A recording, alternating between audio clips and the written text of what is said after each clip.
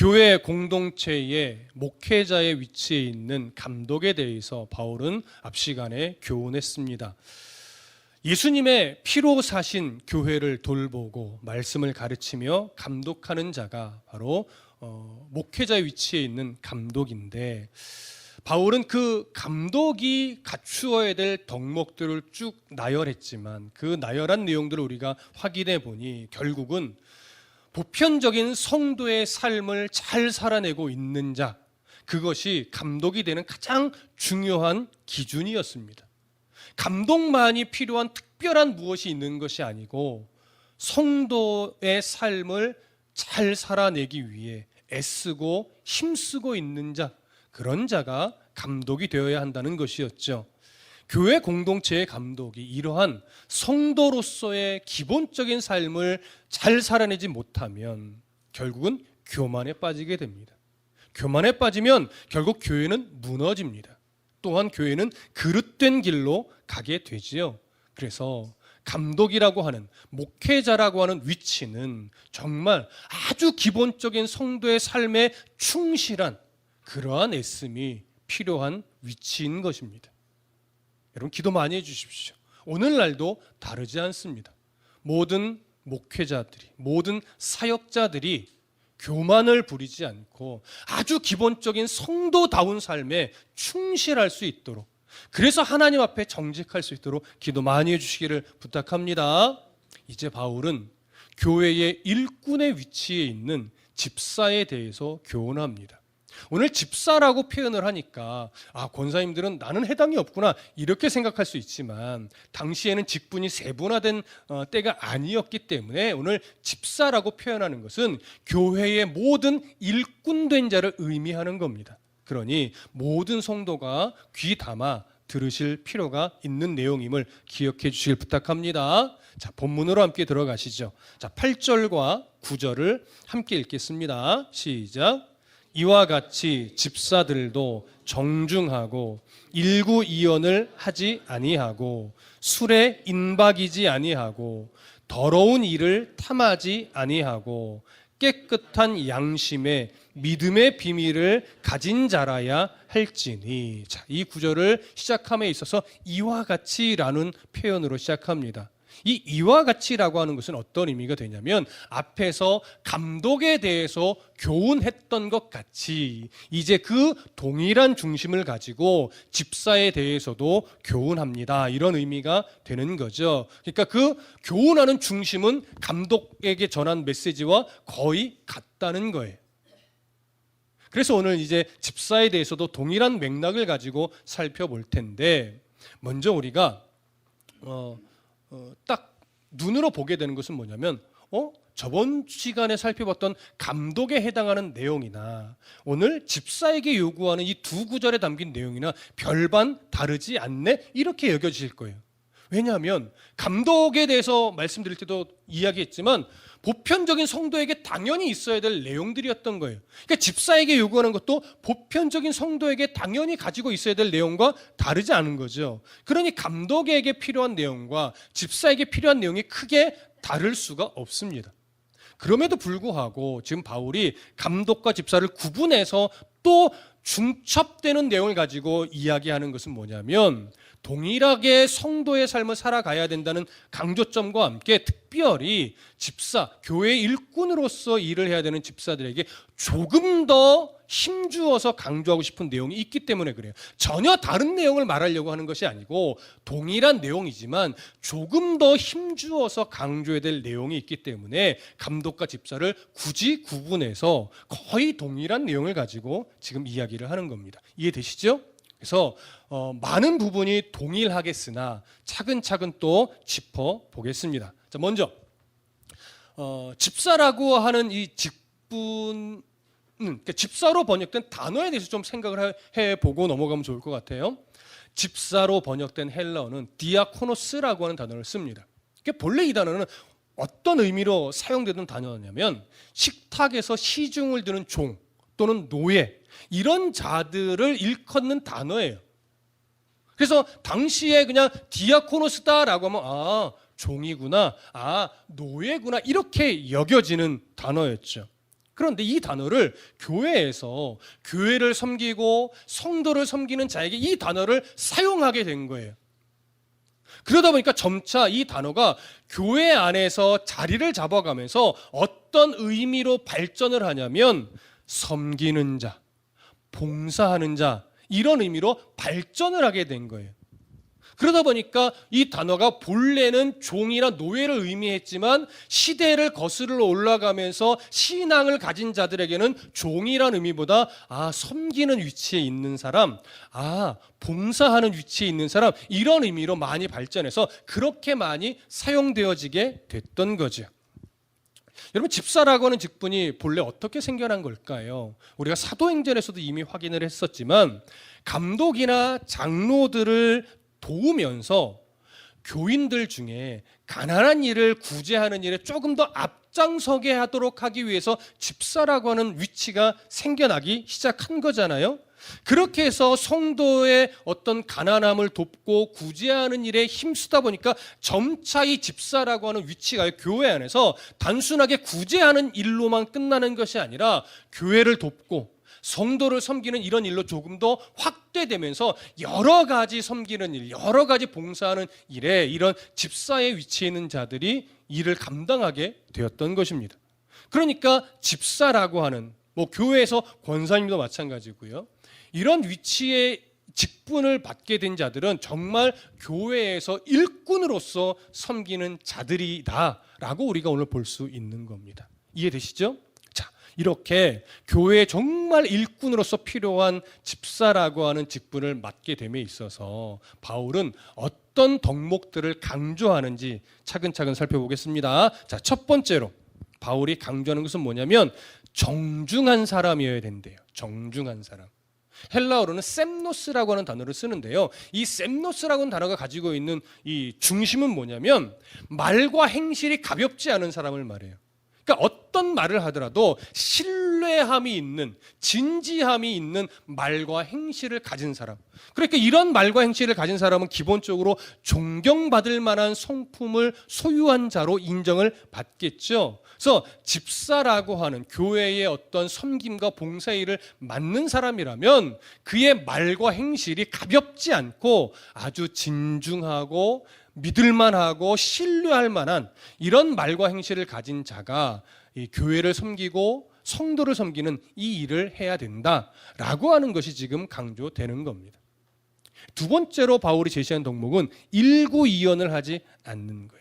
여러분, 일구이연하지 않는다. 어떤 의미인지 아시겠죠? 한 입으로 두 말 하지 않는 거예요. 상황에 따라 자기 편리한 대로 말을 바꾸지 않는 것을 말해요.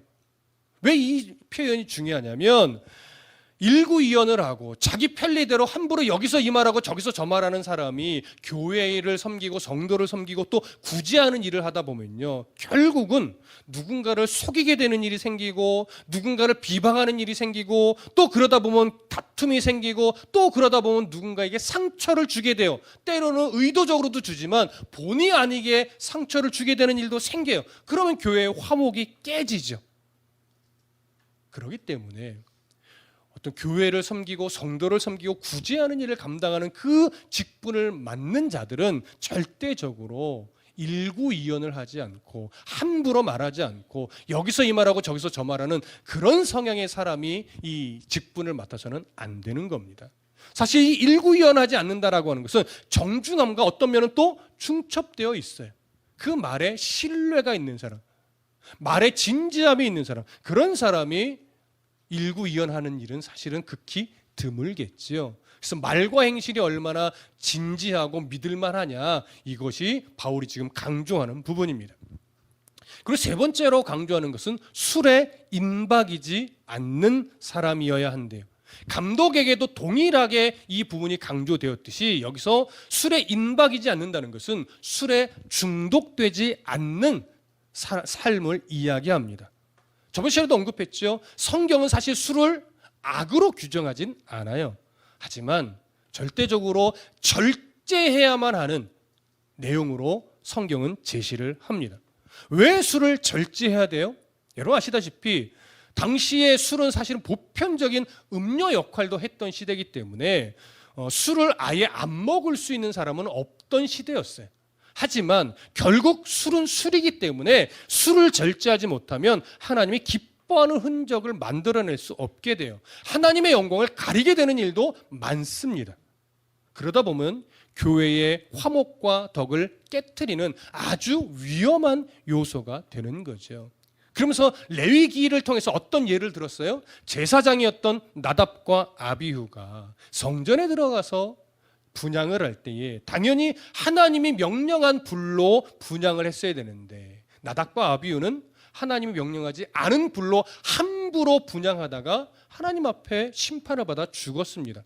근데 그 레위기 10장의 말씀을 쭉 이어서 내려가다 보면 그 원인을 뭐라고 이야기해요? 술. 포도주를 절제하지 않고 마시고 취한 상태로 성전에 들어가서 분향을 하다 보니 판단력이 흐려져서 또 과한 어떤 무모함이 생겨나서 하나님 명령하지 않은 불로 함부로 분향을 했고 그로 인해서 하나님 앞에 심판을 받아 죽음에 이르게 됐던 겁니다. 그렇기 때문에 술은 절대적으로 절제할 줄 아는 자, 그런 사람이 교회를 섬기고 성도를 섬기는 이 직분을 맡아야 한다는 거예요. 무슨 말씀인지 이해되시죠? 자, 네 번째 덕목으로 제시하는 것은 더러운 일을 탐하지 않는 자여야 한다고 얘기합니다.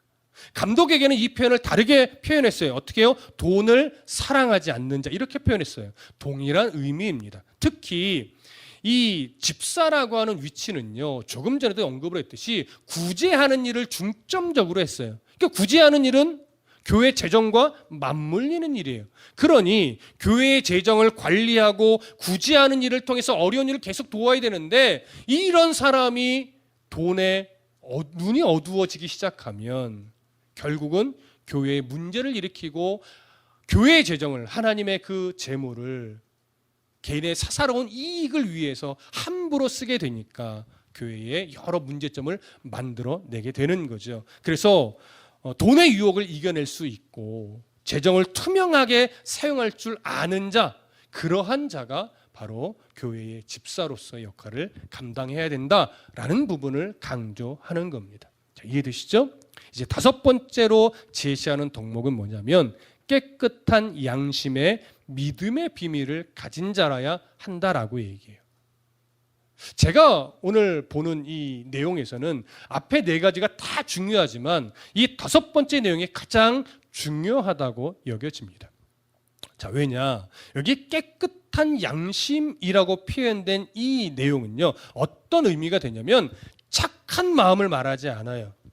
여기서 깨끗한 양심이라고 하는 것은요, 중생한 자, 거듭난 자의 양심으로 의미해요. 그럼 여러분 생각해 보세요. 거듭난 자의 양심이란 것은 어떤 의미냐면 하나님의 말씀 또 성령께서 성도의 마음 안에 울리는 음성들이 있어요. 말씀을 통해 울리기도 하고 설교를 듣다가 울리기도 하고 기도하는 중에 마음에 하나님이 울림을 줄 때도 있죠. 그 울림이 어떤 내용이든지 간에 하나님께서 마음에 주는 그 음성을 따라 기꺼이 순종할 줄 아는 태도를 가지는 것. 이 태도, 이 마음의 자세가 바로 깨끗한 양심이에요. 단순하게 착한 태도를 말하지 않아요. 하나님의 말씀 앞에서 혹여나 그 말씀이 내가 좀 불편한 일이라 할지라도 기꺼이 순종할 줄 아는 마음의 태도를 가지고 있는 것, 이것이 깨끗한 양심입니다. 그럼 믿음의 비밀은 뭘까요? 결국 복음의 올바른 진리 위에 세워진 믿음을 말하는 거예요. 왜 이 올바른 말씀의 진리 위에 세워진 믿음을 강조하느냐? 이 당시 이 에베소 교회에 거짓 교사들의 왜곡된 가르침이 난무했었기 때문에 그래요. 그래서 많은 이들이 바울이 가르쳤던 올바른 말씀의 진리 위에 신앙을 견고하게 세워가다가 자꾸 왜곡된 말에 끌려서 그 올바른 말씀의 그 기초 위에서 자꾸 벗어나는 모습들이 나타났기 때문에 오늘 바울이 강조하는 거예요. 교회의 일꾼이 되어야 하는 자들은 왜곡된 말에 자꾸 현혹되는 그 기초가 튼튼하지 않은 사람이 되면 안 된다. 하나님의 말씀, 그 올바른 말씀의 그 기초 위에 튼튼하게 그 믿음이 서 있는 자, 그런 자가 교회의 일꾼이 되어야 된다. 이것을 강조하는 거예요.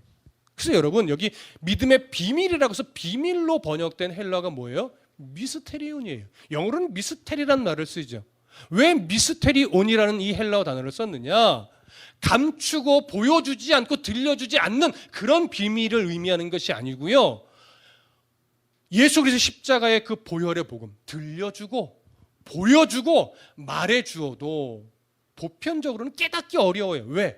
믿음을 선물로 받지 아니하면, 하나님께서 그 안에 성령의 은혜를 부어주시지 않으면 아무리 예수 그리스도의 그 십자가 복음을 말해주고 들려줘도 깨달아 알 수 없기 때문에 그래요. 시크릿이 아니라고요.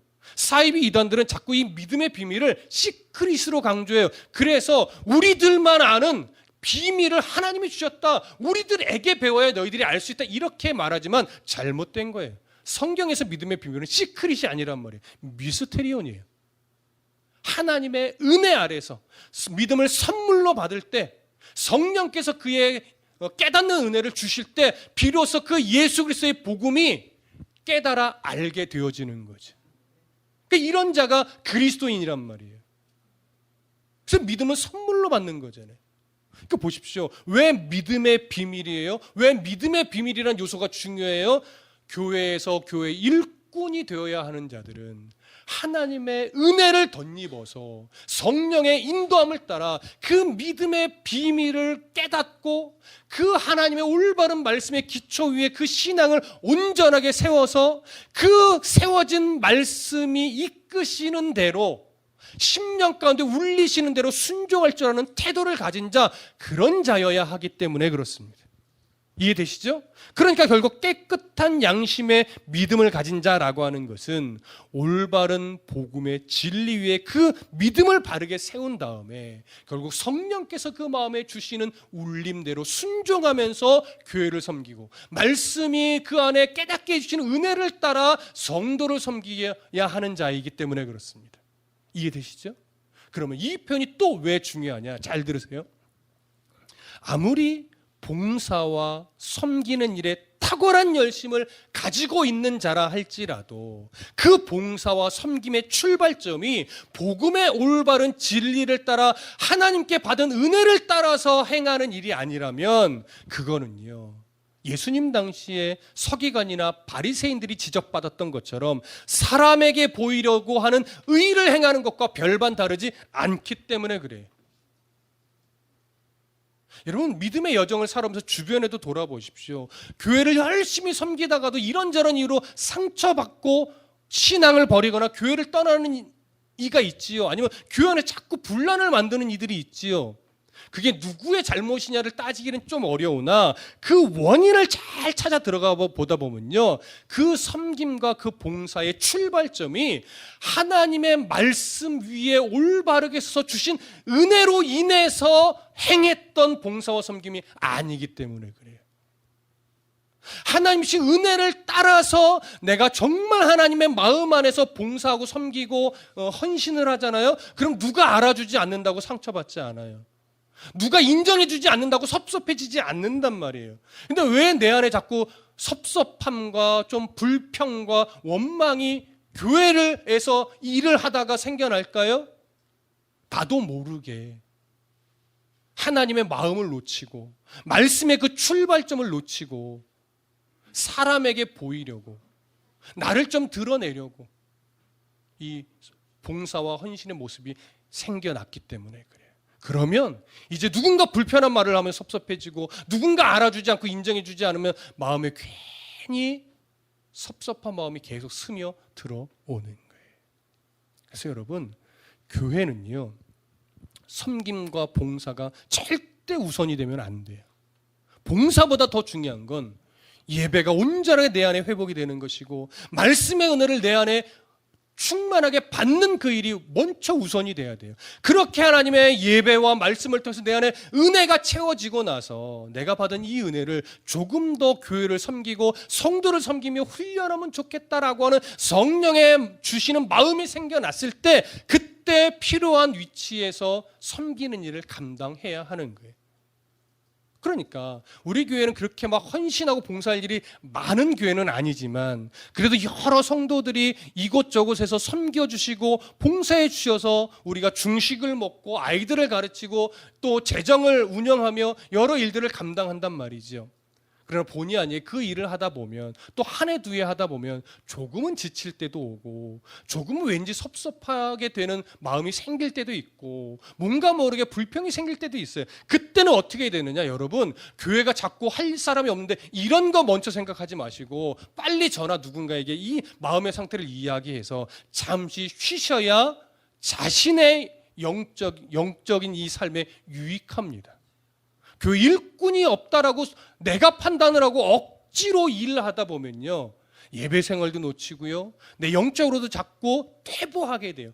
그것만큼 개인적으로도 손해되는 일이 없고 그것만큼 교회적으로도 손해되는 일이 없는 거예요. 왜? 한 영혼이 건강하게 신앙이 자라야 교회를 섬기는 것도 기쁨으로 할 수 있으니까 모두에게 다 유익한 거예요. 왜냐하면 저 힘든 일을 저렇게 기쁨으로 하네, 거기서 은혜가 오는 거거든요. 근데 교회를 섬기고 여러 일들을 하는데 막 인상 쓰면서 막 어쩔 수 없이 하듯이 하면 옆에서 보는 사람도 은혜가 안 돼요.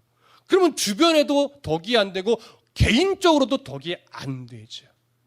그래서 교회의 모든 봉사와 섬김은 오늘 바울이 강조하고 있듯이 깨끗한 양심의 믿음의 비밀을 가진 자가 그 은혜를 따라 성령의 인도함을 따라 봉사하고 섬겨야 되는 거예요. 그래서 이 부분이 제가 제일 중요하다고 말씀을 드리는 겁니다. 이해되시죠? 여러분, 혹여나 요즘 교회를 섬기다가 힘드신 분 있으십니까? 얼마든지 쉬실 수 있게 해드릴 테니까 말씀해 주시고, 한 해 두 해 지나가면서 나도 좀 교회에서 뭐 섬길 게 없을까라는 마음이 드시는 분 있다면 주저하지 말고 또 이야기를 해 주십시오. 다만 1년 정도는 지나셔야 됩니다. 1년 정도는 그래서 함께 예배하고 함께 성경을 공부하고 함께 교제하면서 우리가 하나님의 마음을 잘 살피고 그 후에 이제 하나씩 하나님이 주신 마음을 따라서 섬기면 큰 어려움 없이 기쁨으로 교회와 성도를 섬기실 수 있을 겁니다. 자, 이해되시죠? 자, 다시 성경으로 돌아갑니다. 10절 우리 함께 보겠습니다. 10절 시작.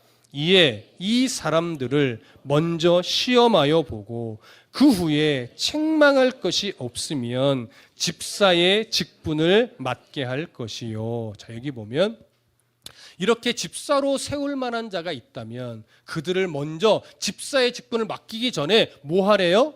시험하여 보래요. 여기서 말하는 시험이라고 하는 것은 헬라어로 도키마조라고 하는 단어를 쓰는데 본래 이 단어는 어떤 상황에서 쓰이던 단어냐면 금이나 은 같은 이런 금속을 그 순도를 테스트하는, 시험하는 할 때 사용하는 단어예요. 근데 이것을 왜 집사의 직분을 맡기려고 하는 자들에게 사용하고 있느냐? 단순하게 뭐 필기시험, 실기시험 이런 걸 하라는 것이 아니고요. 그 사람의 영적 상태를 알아보기 위해서 그의 삶을 잘 관찰해 보라는 거예요. 일상에서의 삶, 가정에서의 삶, 또 직장에서의 삶, 교회 안에서의 삶. 물론 정확하게 바라보기는 어렵겠죠. 그러나 우리가 할 수 있는 만큼의 영역에서 가정에서의 삶의 모습, 직장에서 일함, 사회에서 사회생활하는 삶에서의 모습, 또 교회 안에서의 모습을 잘 관찰하여 보면서 정말 그 사람의 그 모습을 통해서 인격의 진실함이 드러나는지, 또 그의 믿음이 단순하게 종교성에 의해서 하는 것이 아니라 하나님의 말씀 위에서 거듭난 양심을 가지고 정말 말씀의 기초 위에 세워진 튼튼한 믿음을 가지고 있는 자인지를 잘 검증하여 보라는 거예요.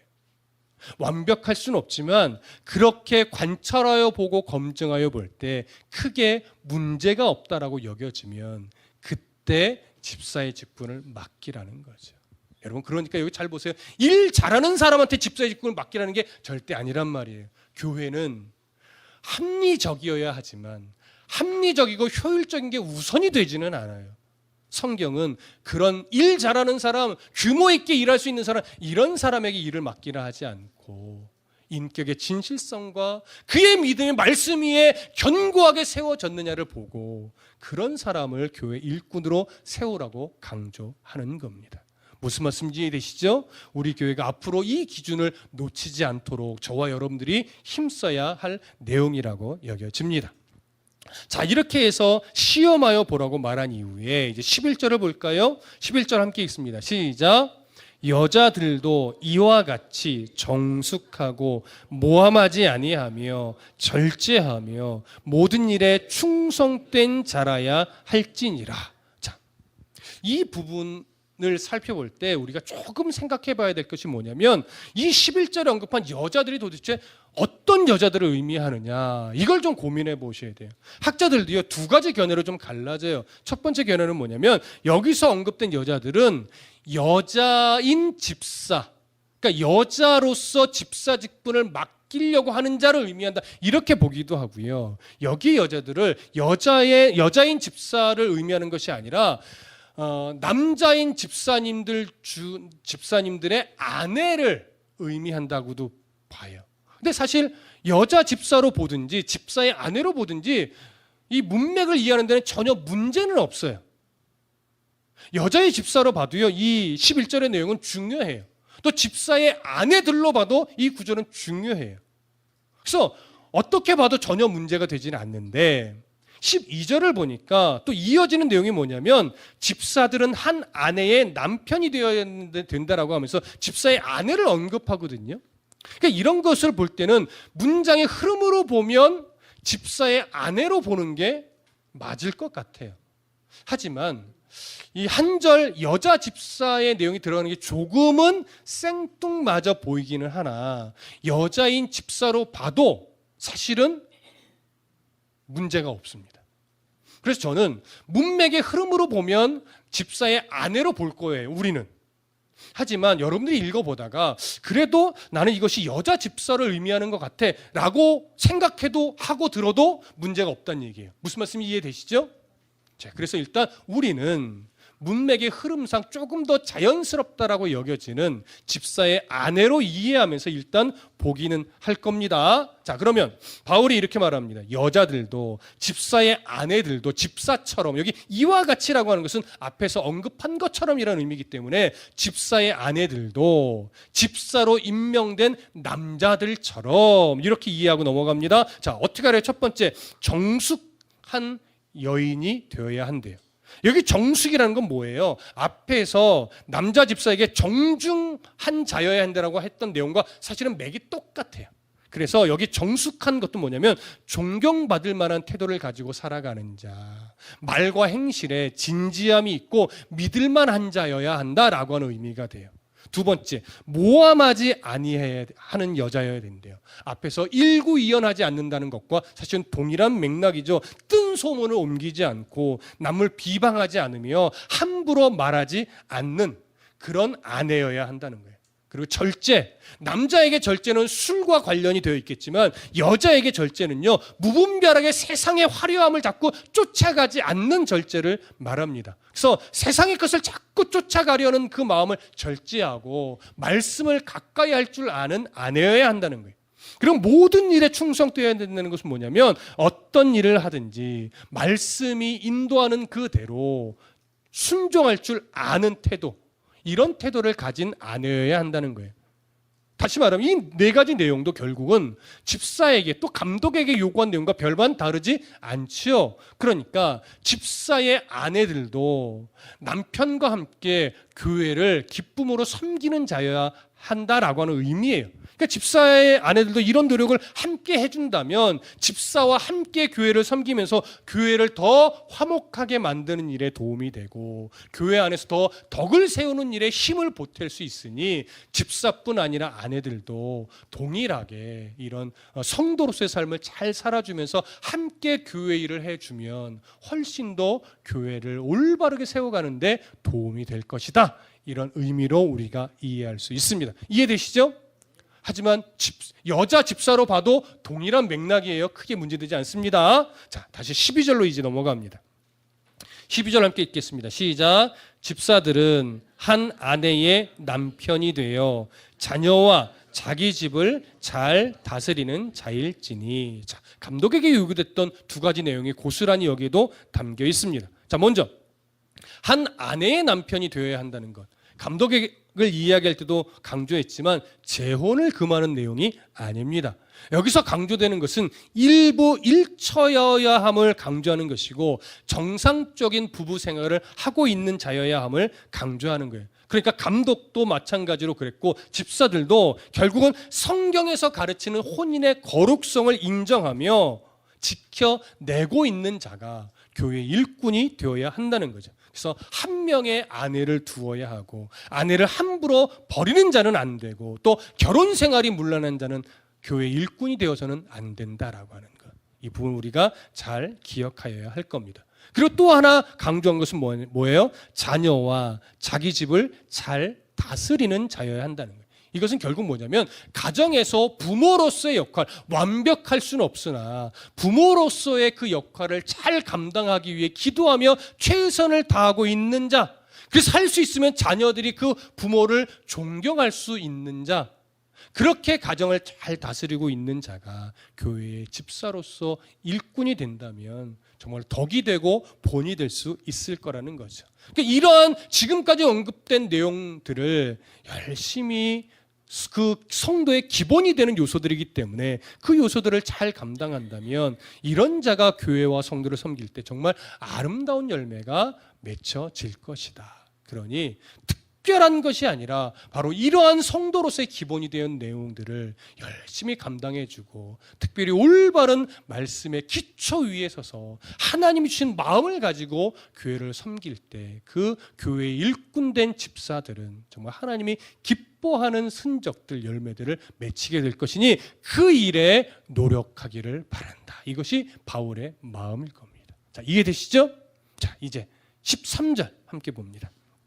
함께 읽습니다. 시작. 집사의 직분을 잘한 자들은 아름다운 지위와 그리스도 예수 안에 있는 믿음의 큰 담력을 얻느니라. 자, 이 말씀을 따라서 집사의 직분을 잘 감당한 자들에게 주어지는 두 가지 보상에 대한 언급입니다. 그러면 어떠한 보상들을 지금 바울이 말하고 있는가 한번 볼까요? 첫 번째 보상은 이겁니다. 아름다운 지위를 얻게 된대요. 이 아름다운 지위, 어떤 계급적 차원의 어떤 높아진다는 의미일까요? 우리는 당연히 그런 의미가 아니라는 것을 압니다. 그렇다면 여기서 아름다운 지위를 얻게 된다는 것은 어떤 의미냐? 영적으로 내가 먼저 성장한다는 의미예요. 영적으로 성장하면서 하나님께도 칭찬받고 사람에게도 인정받는 그런 성도다운 아주 아름다운 모델이 될 수 있다는 거죠. 여러분, 그것만큼 성도에게 있어서 영광스러운 게 어디 있겠습니까? 무슨 말씀 이해되시죠? 그런 차원에서 아름다운 지위를 얻게 된다는 거예요. 두 번째, 그리스도 예수 안에 있는 믿음의 큰 담력을 얻게 된대요. 그럼 여기서 말하는 믿음의 큰 담력은 뭘까요? 믿음의 큰 확신을 가지게 된다는 의미예요. 왜 믿음의 큰 확신을 가지게 되느냐? 잘 들어보십시오. 여러분, 집사로서 교회의 일꾼으로서 교회를 섬기고 성도를 그 섬기는 일에 정말 올바르게 최선을 다하려고 노력하는 자라면 여러분, 기도하지 않을 수 있을까요? 당연히 기도하는 일에 최선을 다할 수밖에 없어요. 또한 그런 자가 말씀을 읽고 말씀을 공부하는 일을 소홀히 할까요? 그럴 수 없죠. 왜냐하면 하나님의 마음을 알아야 올바르게 섬기니까. 하나님의 말씀을 알고 하나님을 아는 지식에 새로워지기 위해서 애쓰는 것은 너무나 당연합니다. 그리고 성도를 바르게 섬기려고 노력하다 보면 성도를 바라보면서 사랑을 실천하지 않을 수 있을까요? 예수 그리스도께서 말씀하신 내가 너희를 사랑한 것 같이 너희도 서로 사랑하라고 하는 이 말씀을 정말 더 구체적으로 실천을 하게 되죠. 그러니 보십시오. 기도하고 말씀을 보고 사랑을 실천하는 일을 애쓰다 보면 그 과정에서 그가 무엇을 깨닫게 될까요? 하나님의 깊고 넓으신 마음을 헤아려 알게 돼요. 하나님의 그 마음들을 조금 더 섬세하게 깨닫게 된단 말이에요. 그렇게 하나님의 마음들을 깊이 깨달아지게 되면 그의 믿음이 더 어떻게 될까요? 확신을 갖게 되죠. 믿음의 확신을 갖게 되니까 내 개인적인 삶을 살아가는 영역에서도요, 흔들리지 않는 믿음의 삶을 살게 돼요. 어떤 상황 형편이 내 삶에 몰아치더라도 그것 때문에 연연해하거나 근심에 빠지거나 절망에 사로잡히는 일이 없게 돼요. 하나님을 섬기고 교회를 섬기는 과정에서 더 깊은 믿음의 확신을 가지게 되니까 개인적인 삶에도 흔들리지 않는 믿음을 가지게 되는 거죠. 그것이 바로 믿음의 큰 담력, 그리스도 예수 안에 있는 믿음의 큰 담력을 얻는다는 의미예요. 그럼 생각해 보세요. 집사의 직분을 맡게 돼요. 교회를 섬기는 일에 최선을 다하고 성도를 섬기는 일에 최선을 다하는 것은 결국 교회를 위한 일일까요? 나를 위한 일일까요? 예, 결국은 나를 위한 일이 돼요. 결국은요, 교회를 섬기고 성도를 섬겼는데 그것이 내게 유익함으로 남는 거예요. 여러분, 무슨 말씀인지 이해되세요? 그러니 여러분, 교회를 섬기기는 일을 혹여나 이제 여러분들 맡게 될 때에 어떤 태도를 가져야 되냐? 드디어 내 영적 유익을 위해 훈련할 기회가 왔구나, 이렇게 여겨지셔야 돼요. 물론 아직 큰 부담이 된다면 조금은 미룰 수 있겠지만, 여러분, 하나님 앞에 기도하고 예배생활 열심히 하면서 때가 됐을 때 내게 좀가 무엇인가 교회를 섬길 수 있는 일이 주어진다면 그때 내 마음의 태도는 뭐여야 되냐면, 내가 이제 교회를 도와야 되겠구나, 이것이 아니고 이제 내가 영적으로 더 깊어지기 위한 훈련의 때가 됐구나, 나를 위해서 이 일을 잘 감당해 봐야지, 내가 하나님 안에서 큰 믿음의 담력을 얻는 비결을 배우기 위해서 내가 이 일을 잘 감당해 봐야 되겠다, 이런 마음의 태도를 갖게 된다면 여러분, 정말 교회를 섬기는 아름다운 일꾼, 성도를 섬기는 참 귀한 일꾼이 될 수 있을 겁니다. 그러면 일상의 삶을 살아갈 때도 이전보다는 덜 지치겠죠. 때로는 지치지 않고 더 활력 있는 성도의 삶을 살아갈 수 있는 힘이 될 수 있겠죠.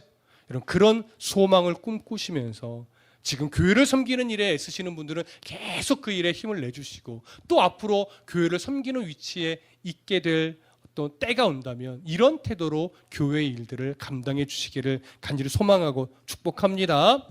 자, 조금 정리하는 내용을 갖습니다. 감독의 직분을 정리할 때도 말씀드렸지만, 감독에게 요구된 내용이나 집사에게 요구된 내용이나 그 내용들을 살펴보면 결국은 참 상식적인 내용밖에 없어요.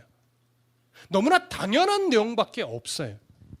성도라면 누구나 가지고 있어야 되는 내용들입니다.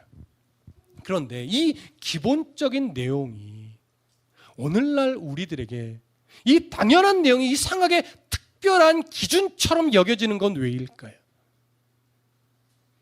교회가, 성도가, 목회자가 이 기본적인 상식들을 놓치고 많이 영적으로 무너져 있기 때문에 그렇습니다. 참으로 속상하고 안타까운 것은, 여러분들은 거기에 막 눈길을 돌릴 필요는 없지만 교회를 대표한다는 어떤 단체들, 또 각 교단을 대표한다는 총회, 또 노회, 그리고 신학교, 그 안을 이렇게 깊이 들여보다 보면요, 너무나 속상한 내용들로 가득 차 있어요. 세상에서도 하지 않을 만한 그런 온갖 싸움들, 다툼들, 시기들, 질투들, 암투들이 많아요. 그런 소식들을 들을 때마다 너무나 속상한 거예요. 어떻게 교회의 지도자라고 하는 사람들의 세상 속에 저런 암투와 질투와 싸움이 있는가, 비리가 있는가? 목회자를 양성하는 신학교들, 그 교수들 안에 어떻게 저런 암투와 비리와 싸움과 다툼이 있는가? 이런 걸 보면 참 속상하고, 이것이 우리나라의 어떤 영적인 실태인가, 이렇게 여겨질 때도 있어요. 언젠간 바뀌어 가야 되겠죠.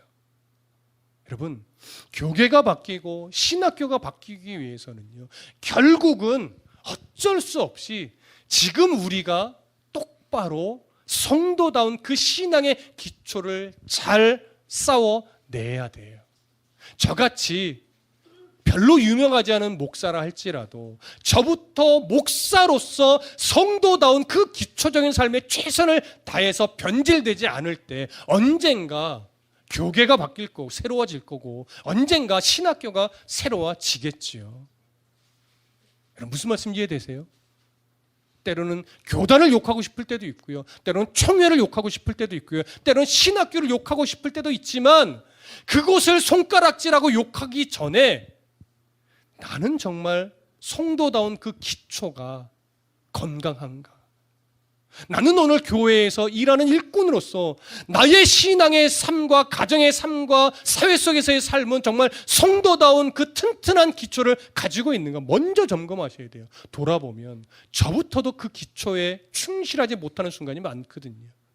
돌아보면 우리들도 그 성도로서의 그 기초가 튼튼하지 않은 순간이 너무나 많은 거예요. 그러니 목사이기 전에 성도여야 하고 장로, 권사, 집사이기 전에 우리는 성도여야 한다는 거예요. 그 성도다운 기초적인 삶에 내가 충실하고 성실할 때 비로소 목사가 될 수 있는 거고 비로소 집사, 권사, 장로가 될 수 있는 거예요. 오늘 바울은요 바로 그걸 말합니다. 그래서 다시금 우리 안에 뭘 점검해야 되느냐? 나는 신앙의 기초가 튼튼한가? 여러분 신앙의 기초가 튼튼한 성도가 되어 주십시오. 신앙의 기초가 튼튼한 성도인 목사가 되어야 되고 신앙의 기초가 튼튼한 성도인 집사, 권사, 장로가 되어 주셔야 됩니다. 신앙의 기초가 튼튼한 청년이 되어 주셔서 앞으로 이 청년들이 성장하여서 교회의 중요한 일꾼들이 되어 주셔야 돼요. 그러니 지금 우리 모두 힘써야 될 것은 성도로서의 그 신앙의 기초를 튼튼하게 다지는 것. 예배를 통해, 기도를 통해, 교회 안에서 관계를 통해, 또 일상의 영역에서의 삶을 통해 내 신앙의 기초가 튼튼히 세워지는 그 일에 먼저 힘을 써 주시기를 부탁합니다. 그러면 오늘 집사의 직분을 잘한 자들에게 주어지는 그 두 가지 유익이 오늘 우리들에게 고스란히 들어올 겁니다. 이런 신앙의 유익이 있는 그리고 신앙의 기초가 튼튼한 성도의 삶이 되시기를 간절히 소망하고 축복합니다. 기도하겠습니다.